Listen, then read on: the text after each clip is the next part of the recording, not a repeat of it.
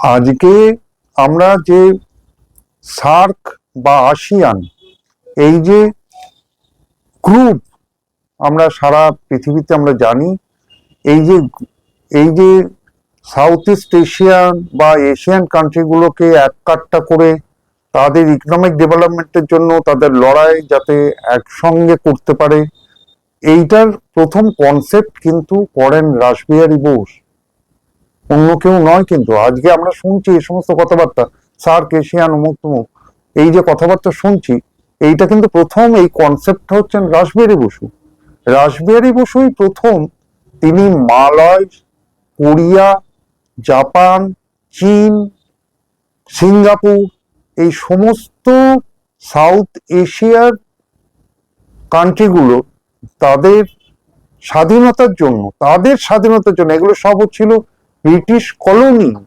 এই ব্রিটিশ কলোনির লোকদের স্বাধীনতার জন্য রাসবিহারী উদ্বুদ্ধ করে তাদের নিয়ে উনি একটা গোষ্ঠী তৈরি করেন, বিশাল বড় গোষ্ঠী তৈরি করেন।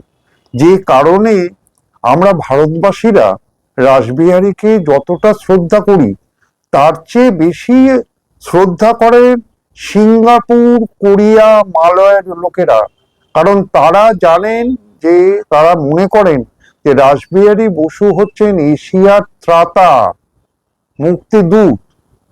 আমরা কিন্তু কেউই এইসব ব্যাপারে জানি না। আজকে যে কেউ যদি সিঙ্গাপুর বা মালয়ে যায়, কিংবা জাপানে যায়, তারা কিন্তু রাসবিহারীর প্রভাব প্রতিপত্তি আজও কতটা আছে তারা কিন্তু নিজের চোখেই তারা দেখতে পাবে পরিষ্কার। রাসবিহারী বসুর এই যে কর্মকাণ্ড এই সাউথ এশিয়ার কান্ট্রিগুলোকে এক করবার পরে রাসবিহারী বসু ঠিক করলেন যে সমস্ত ভারতীয়দের তিনি এক কাট্টা করে তিনি একটা অর্গানাইজেশন করবেন।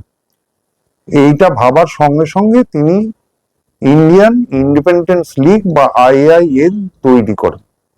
এই আইআইএল তৈরির ব্যাপারে আমাদের ইতিহাসে যা লেখা আছে তাতে দেখা যায় যে মালয়েশিয়ায়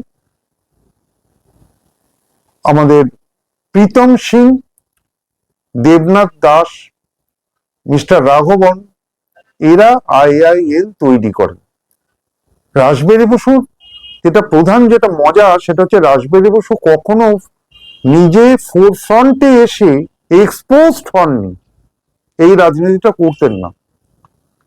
এই যে প্রীতম সিং বা দেবনাথ দাস বা সত্যানন্দ পুরী যারা অর্গানাইজেশন করেছেন, এই সত্যানন্দ পুরী, প্রীতম সিং, এদের আপনি পাবেন কিন্তু 1912 সালে, পরে 1915 সালে যখন আর্মি রিভলিউশন করবার জন্য, দ্বিতীয় সিপাহী বিদ্রোহ করার জন্য রাসবিহারী বসু 26টা কেল্লা দখলের জন্য পেশোয়ার থেকে চট্টগ্রাম পর্যন্ত সমস্ত কেল্লা এবং বেড়া বারাক যত আছে সব ভারতীয় ফৌজিদের এক করার জন্য যখন চেষ্টা করেন, যখন উদ্যোগ নেন, সেই সময় কিন্তু আমরা পাচ্ছি এই প্রীতম সিং আর সত্যানন্দ পুরী ওরফে প্রফুল্লচন্দ্র সেন কবিরাজ, যিনি ঢাকার অনুশীলন সমিতিতে ছিলেন, এই দুজনকে আমরা কিন্তু পাচ্ছি 1915 সালের 21শে ফেব্রুয়ারির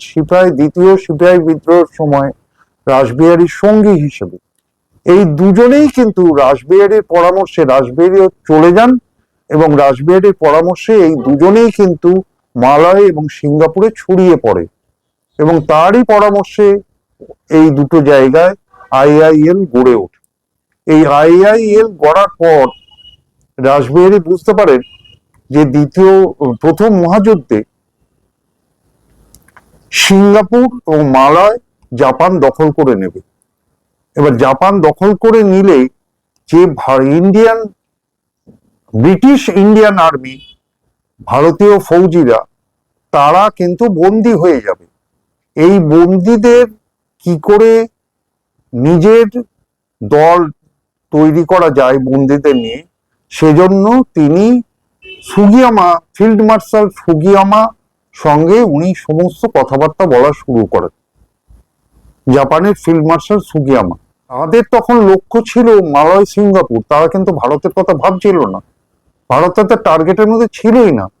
রাসবিহারী তাদের বোঝান যে যতদিন না ভারত থেকে ব্রিটিশদের উৎখাত করা যাবে ততদিন পর্যন্ত এশিয়ায় ব্রিটিশ কলোনি উৎখাত সম্ভব নয়। ফিল্ড মার্শাল সুগিয়ামা এবং বৈদেশিক পররাষ্ট্র দপ্তর এবং আমাদের স্বরাষ্ট্র দপ্তরের যে মন্ত্রীরা ছিলেন তাদের নিয়ে সুগিয়ামা মিটিং করেন।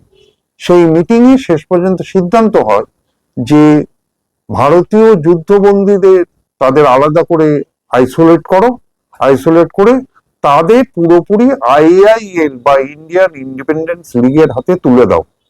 এইবার তার ইন্ডিয়ান ইন্ডিপেন্ডেন্স লিগ তাদের নিয়ে আলাদা একটা আর্মি ফৌজ তৈরি করবে, যে ফৌজ আগামী দিনে ভারতবর্ষের স্বাধীনতার জন্য লড়াই করবে। আর ইন্ডিয়ান ন্যাশনাল আর্মি তৈরির পরে রাসবিহারীর প্ল্যান ছিল 1942 সালে ভারতবর্ষ স্বাধীন করার, এবং সেই জন্য কর্নেল হায়াসির সঙ্গে বসে উনি প্ল্যান করেন যে কিভাবে বার্মা হয়ে ভারতবর্ষ অভিযান করা যায়। সেই প্ল্যানটার নাম হচ্ছে অপারেশন 21। সেই অপারেশন 21-এর যে প্ল্যানিং হয় সেই প্ল্যানিং এ নেতাজি সুভাষচন্দ্র বসু কিন্তু ময়রাং পর্যন্ত এসেছিলেন। যে নীল নকশা তৈরি হয়, ব্লু প্রিন্ট তৈরি হয়, রাসবিহারী বসু এবং কর্নেল হায়াসি মিলে যে ব্লু প্রিন্ট তৈরি করেন, সেই ব্লু প্রিন্ট ধরেই কিন্তু পরবর্তীকালে 1945 সালে নেতাজি সুভাষচন্দ্র বসু ময়রাঙে এলেন। এই ব্লু প্রিন্টের মূল কারিগর কিন্তু হচ্ছেন রাসবিহারী বসু। এবারে 42 সালে কেন হলো না ভারতবর্ষ স্বাধীন, তার কারণ জেনারেল মোহন সিং, যিনি ইন্ডিয়ান ন্যাশনাল আর্মিতে, যাকে রাসবিহারী বসু যে সর্বোচ্চ সেনা নায়ক হিসেবে দায়িত্ব দেন, তিনি ব্যাক করে যান, তিনি রিট্রিট করেন। তিনি বলেন, না, আমরা ভারতবর্ষ স্বাধীন করবার জন্য জাপানি সৈন্যদের সঙ্গে আমরা লড়াই করতে যাব না। কেন যাবেন না? পরবর্তীকালে গবেষণা করে দেখা যাচ্ছে যে জেনারেল মোহন সিং আসলে চলতেন জওহরলাল নেহেরুর পরামর্শে, এবং জওহরলাল নেহেরু যা বলতেন সেই অনুযায়ী তিনি চলতেন। জওহরলাল নেহেরু মালয়ে গিয়ে তার আগেই বলে এসেছিলেন, আপনারা যদি জাপানকে সাহায্য করেন তাহলে ভারতবর্ষের মানুষ আপনাদের বিশ্বাসঘাতক হিসেবে ট্রিট করবে, এবং ভারতবর্ষ যদি কোনোদিন স্বাধীন হয় আপনাদের কিন্তু যুদ্ধাপরাধী হিসেবে ভারতে বিচার হবে, আপনারা ভারতে ঢুকতে পারবেন না। এবং জেনারেল মোহন সিং সেই জন্য এবং মিস্টার রাঘবন এই দুজনে মিলে অপোজ করেন, অপারেশন 21-এ আমরা সামিল হতে পারবো না। ভারত স্বাধীন হলেও, আমরা ভারতবর্ষে ঢুকলেও ভারতের সরকার যেটা নতুন তৈরি হবে তারা কিন্তু আমাদের বন্দি করবে। অথচ ওই 1942 সালের আগস্টে যখন আন্দোলন তুঙ্গে সারা ভারতবর্ষ জুড়ে, রাসবিহারী তখন শুধুমাত্র রেডিওতে বারবার প্রচার করছেন যে তোমরা ভেতর থেকে আন্দোলন করো, বাইরে থেকে আমি ফৌজ নিয়ে, ভারতীয় ফৌজ মার্চ করবে, তারা কোহিমা নাগাল্যান্ড হয়ে তারা কিন্তু ভারতীয় ফৌজ ঢুকছে। আজ যদি 1942 সালে যদি অপারেশন 21 হতো তাহলে কিন্তু আগস্টেই ভারতবর্ষ স্বাধীন হয়ে যেত, আমাদের 47 অব্দি ওয়েট করতে হতো না। এই বেইমানির জন্য কিন্তু হলো না।